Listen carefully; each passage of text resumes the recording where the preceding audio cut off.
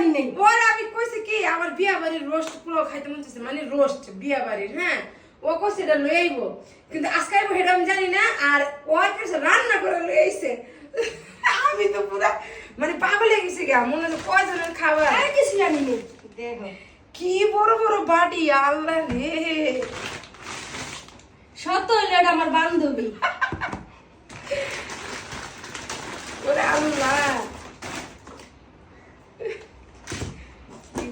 এটা বিতেছে এই যে পোলাও ভাত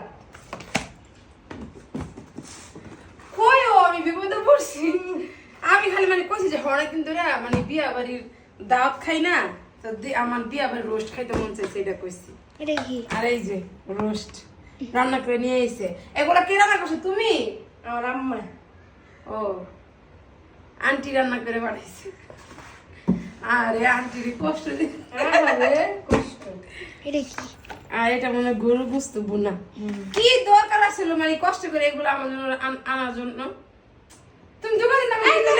এক ফুটলা ও কইছে কি আমি আর কইছে মুরগির রোস্ট খাওয়ার কথা পরে ও কইছে কি ওদের এলাকা মানে কেরানীগঞ্জ পাশে মানে কমিটি সেন্টার আছে ওই জায়গা নাকি বিক্রি করে কদমতলি তো এই জন্য আমি কইছি তোরে নিয়ে আইসো ও রান্না করে এই কষ্ট করে এই বেজাল করে এতগুলো খাবার নিয়ে আইছে আর এখন কি করতে মন চায় কোন তো জান্না তুমি তো তোমার বান্ধবীর থেকে একবারও কোনো খাবার না আমার খাওয়াইতে পারলা না আমি তো তাও আমার বান্ধবীর